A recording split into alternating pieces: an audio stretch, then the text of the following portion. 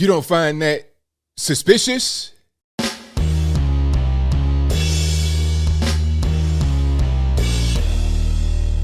How's everybody doing? My name is Anthony Brian Logan, and today we got to talk about the president of a big pharma company getting caught with a fake VAX pass. Oh yeah, this is a real story. I got links in the description box. You can read it for yourself and check it out.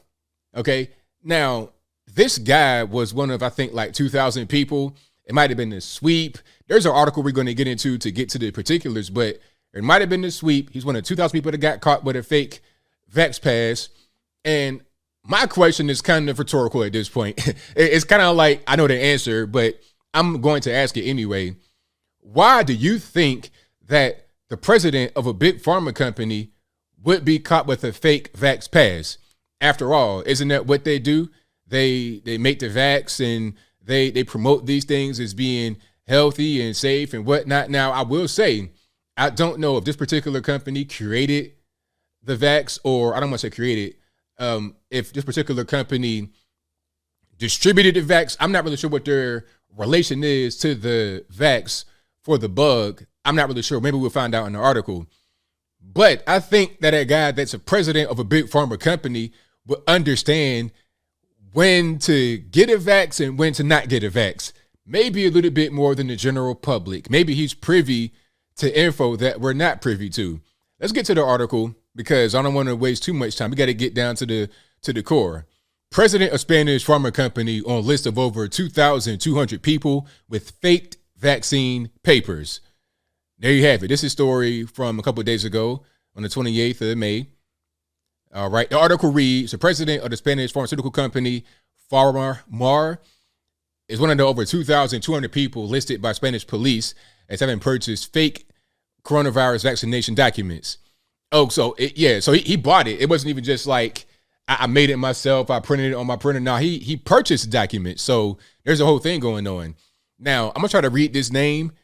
You have 5 names in this name. That's wild, but I'm gonna try to read it. Jose Maria Fernandez Sousa Faro, the founder and president of Pharma, is one of the over 2,200 people identified as having paid a criminal network to fake their own coronavirus vaccination status following the Spanish police operation known as Operation Jenner. Interesting name. But anyway, the 76-year-old was shown in the vaccine registry as having taken at least 3 doses of the Wuhan virus vaccine, investigators stated. Police say several other high-profile names are on the list, including Australian tennis player Alex de Minaur and Spanish musician Omar Montes. Now, when the left come out and they say, hey, you guys, you Trump supporters, you tinfoil hat wearers, you slack-jawed yokels, all this, that, and the third, you guys are when they get the vax, you guys are holding up progress. What about these big multimillionaires, celebrities, athletes, a big pharma president? What about these people? Okay, how about doctors and nurses that don't want to get it? Maybe, just maybe, it's not about being somehow a conspiracy theorist or a tinfoil hat wearer. Maybe it's about personal choices. You know what? I don't think I want that. I think I'm gonna go ahead and pass. Thank you for offering. I appreciate it. You know, you get it to me for free, or you're gonna raise taxes to pay for it, whatever it is. Thanks, but no thanks. Shouldn't it be my right? That should be my prerogative, right? But apparently in 2022, having rights, having personal freedom is frowned upon. But we'll move on. Police said that the network was able to change vaccine statuses in the Spanish National Vaccination Registry and charge clients cash for the service, the newspaper El Mundo reports. And there is a link to this particular paper. It's in Spanish, but it's translated for you in English. Not sure what it will be in as far as a Google Translate, but if you speak Spanish, you read Spanish, you'll be able to check that out and get the nitty gritty. Okay, so I guess there was like, you had to hack, or I don't want to say hack. Maybe there was somebody on the inside. Like, here's what I'm thinking happened before I continue with the article. Maybe there's a guy or a girl or a few people that work in the registry place and they're able to just get on their work computer and have a list of names to change from no vax to vaxxed. And they do it for a fee. They get paid their fee. Part over here get paid their fee. Everybody gets paid. And at the end of it, you have a document or a set of documents to say that you have been vaccinated, although you have not. According to the police, the network facilitating the fake vaccination papers was in operation from around September of last year until January of this year. Operation Jenner also led to the dismantling of a broader network that operated across the European Union. So not just Spain, but everywhere. Forgers are said to have charged different amounts of cash for the service depending upon how many doses a person wished to be marked as having received.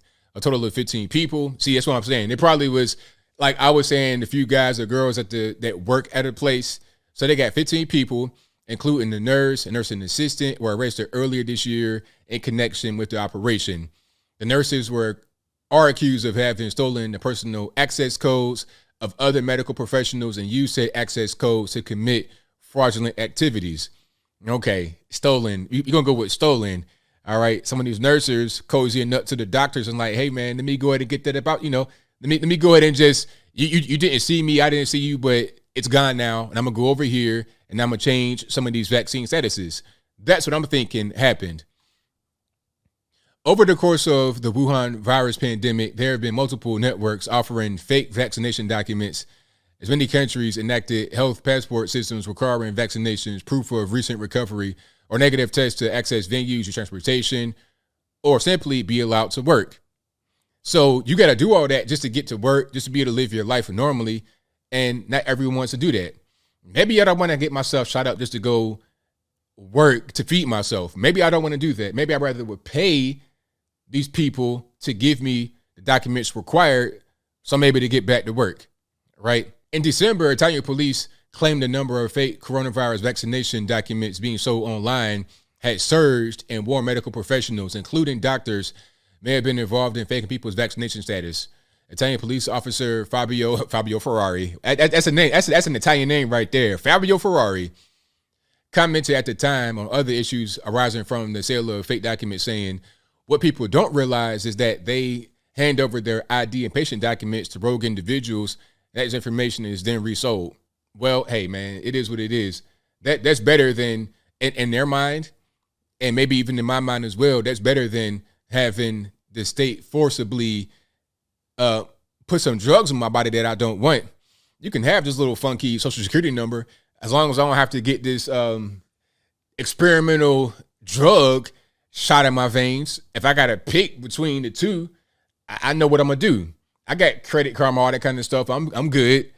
But as I close, I want to say this. I'm not surprised here that a big pharma president got caught up in the mix, celebrities caught up in the mix. Not surprised at all, because they know what's going on. They know that they don't really want this. They know that this is ridiculous. A lot of these big pharma people may not say anything because they kind of caught between the rock and the hard place, right? It's weird. If the big pharma person comes out and says something, that could almost be illegal depending upon what they do. If they're part of a company that produces the VAX and they come out and say, don't take it, that could be considered violating your fiduciary responsibility. You might get in trouble for that because you're violating your contract. As a president, CEO, board member, or whatever, you got a responsibility to your company. Like I said, fiduciary responsibility, and you do something that goes against that, that could be called, what's that called?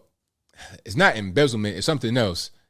That could be called espionage. You might go to jail for that, potentially, allegedly. So, and then on top of that, even if it's not all that extra stuff, you just might lose your job. And you got this job, you're getting paid millions a year, you got families relying upon you, and if you get fired that way and it's public, you get tarred and feathered, you can't go back to the industry. Now what you going to do? So shout out to all the brave men and women who have spoken out against this, because I know what's on the line. Your whole life may be on the line. Like, your job is one thing, but your life may be on the line. So shout out to all the brave individuals spoken out against this and saying this requirement of having a vaccine just to be able to go from point A to point B is ridiculous. It shouldn't happen. You should not mandate to me what I must have inside my body just to be able to get on the airplane, just be able to go to work.